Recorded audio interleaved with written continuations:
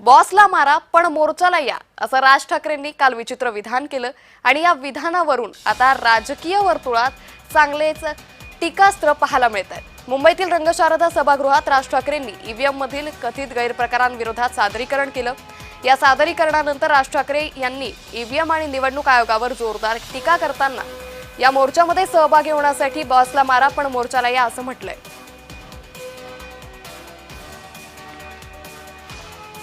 तर यावेळी राज ठाकरे यांनी नेमकं काय म्हटलं होतं आपण ऐकूया। महाराष्ट्रातल्या सर्व मतदारांना, माझ्या महाराष्ट्र सैनिकांना, सर्वांना मी सांगतोय की या मोर्चात सामील व्हा। महाराष्ट्रामध्ये काय प्रकारचा राग आहे हा या मोर्चामध्ये तुम्ही दाखवा। तो व्यक्त करण्यासाठी म्हणून तुम्हाला तिकडे यावं लागेल, सर्वांना यावं लागेल। आज नोकरी होती, बॉसने नाही सांगितलं, बॉसला मारा।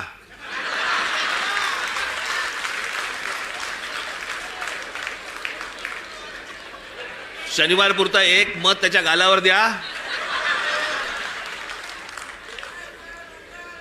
आणि मला असं वाटतं तुमचा बॉस पण मतदारच असेल, त्यालाही घेऊन या। तर राज ठाकरेंच्या याच वक्तव्याबाबत आपल्यासोबत बोलण्यासाठी भाजपचे प्रवक्ते अवधूत वाघ आणि त्याचबरोबर मनसेचे प्रवक्ते योगेश चिले सध्या आपल्यासोबत जोडले गेले। तुम्हा दोघांचंही जय महाराष्ट्रमध्ये मनापासून स्वागत।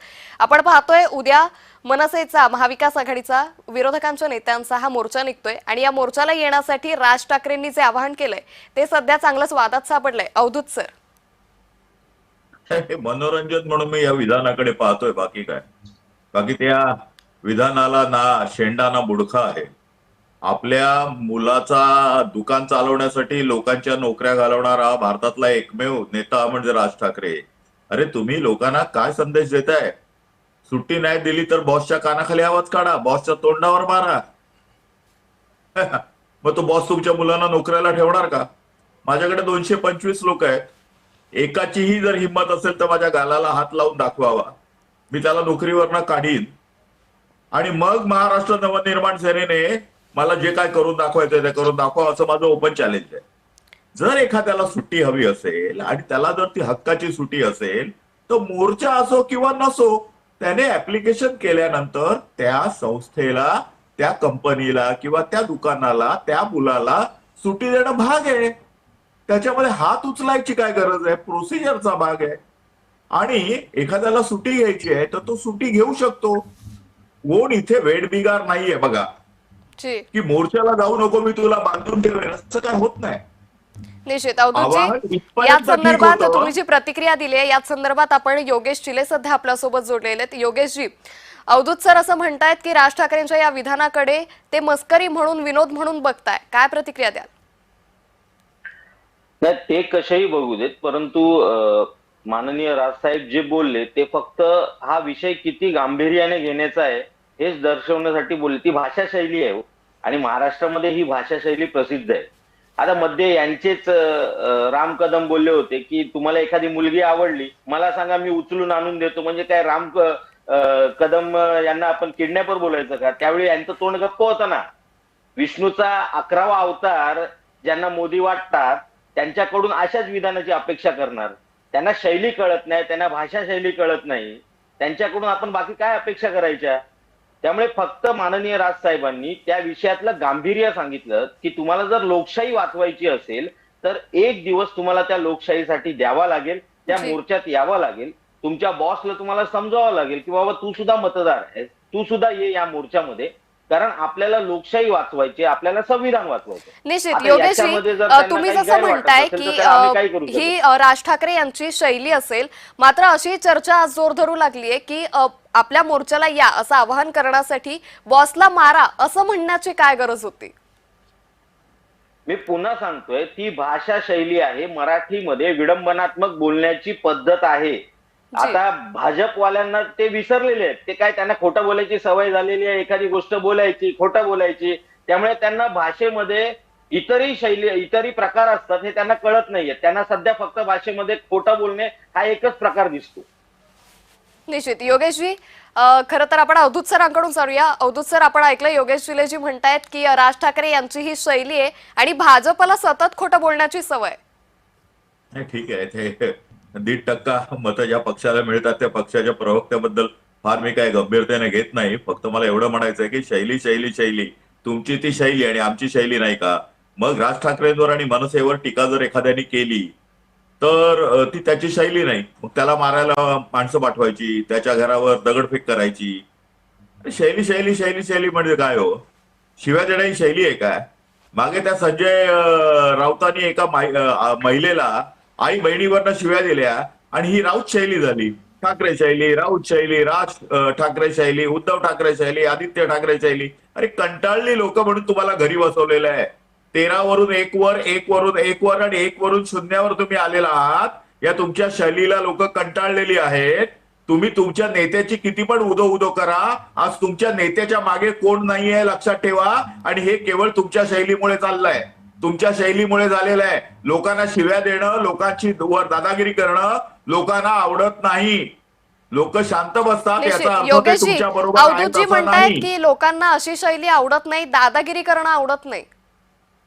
अहो लोकांना खोटं सुद्धा आवडत नाही, पण करणार काय? ईव्हीएम मशीन यांच्याकडे काल आम्ही बघितलं ना, व्हीव्हीपॅट मशीन मध्ये कशा पद्धतीची धांदली केली जाते. ते मतदार याद्या, काल मी स्वतः ट्विट केलेलं आहे, एक मतदार यादीमध्ये नाव होतं द द क क, वडिलांचं नाव प प ब ब, अशी मतदार यादी असते का कधी? तर आमची मागणीच एवढी आहे, फक्त ती मतदार यादी स्वच्छ करा आणि मग उतरा ना निवडणुकीमध्ये. मग आम्ही बघू ना कोणाचे 1 आमदार येतात आणि कोणाचे 100 येतात. ते एकदा स्वच्छ मतदार यादी घेऊन आणि ईव्हीएम मशीन हटवून बॅलेट पेपरवरती या निवडणुकाला, तुमच्यामध्ये हिंमत असेल तर. मग आम्ही दाखवतो कोणाचे 1 आमदार येतात आणि कोणाचे 100 येतात ते. अवधूतजी, योगेश चिले यांनी ओपन चॅलेंज दिलंय की बॅलेट पेपरवर निवडणुका घ्या आणि मग बघू. 100 आमदार असलेल्या पक्षाचे प्रवक्ते आहेत ना ते. हिंमत आहे का बॅलेट पेपरवरती निवडणूक लढवायची? माझं चॅलेंज आहे अवधूत वाघांना, एकदा बॅलेट पेपरवर तुम्ही आणि मी एकमेकांच्या विरोधात उभं राहतो. तुम्ही सांगाल त्या मतदारसंघात, बघू कोण निवडून येत आहे ते. योगेशजी, मी तुम्हाला ओळखतो, तुमचं स्वागत आहे, परंतु एवढं वैयक्तिक जाऊ नका. पहिला मुद्दा, हा मुद्दा ईव्हीएम मशीनचा नाही, बॅलेट पेपरचा नाही, निवडणुकीचा नाहीये. आज आपण ज्या विषयावर आहोत तो विषय आहे बॉसच्या तोंडात मारा गेली तर या भाषेत संदर्भामध्ये आहे. एकही आमदार नसलेल्या पक्षाचा प्रवक्ता, त्याला काय गांभीर्याने घ्यायचं? तो एकही आमदार नसलेला पक्षाचा प्रवक्ता 100 आमदार असलेल्या पक्षाच्या प्रवक्त्याला चॅलेंज करतोय. बोलाल तो मतदारसंघ, बॅलेट पेपरवर निवडणूक लढवायची तुम्ही आणि मी, बघू कोणता प्रवक्ता जिंकतोय ते. योगेशजी, अजून आता काय तुम्हाला बोलायचं नंतर बोलतो, परंतु आजचा जो विषय आहे, असं कोणाला जाहीर आव्हान वगैरे, तुमच्या राज ठाकरेंनी अनेकांना अशी जाहीर आव्हानं दिलेली आहेत. नंतर तो फुगा कसा फुटला ते माहिती आहे. तुमच्या पण असल्या पोकळ आव्हानाला हे पादरे पावटे आहेत, आम्हाला माहिती आहे. विषय फक्त असा आहे की तुमच्या बॉसला. अवधूतजी, मी काही वेळासाठी थांबवतेय, कारण राज ठाकरे यांचं कालचं भाषण सगळ्यांनीच ऐकलंय आणि राज ठाकरे असंही म्हणाले होते की जे विकसित देश आहे त्या देशांमध्येही बॅलेट पेपरवर निवडणुका घेतल्या जातात.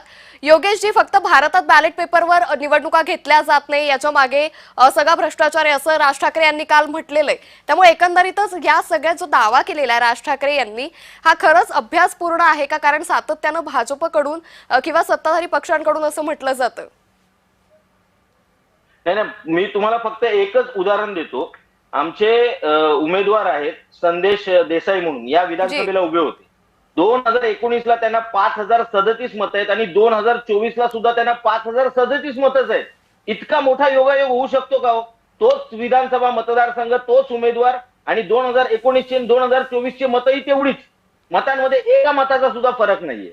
त्यामुळे हे सगळं यांनी जे केलेलं आहे ना, हे सेट केलेलं आहे. माझ्याकडे मतदार याद्या येतात आता, पूर्ण मतदार यादीमध्ये 1000 घरांना घर क्रमांकच दिलेले नाही. वरती फक्त पनवेल लिहिलेलं आहे, खाली घर क्रमांक 0, काहीच नाही. अशा पत्ते असतात का?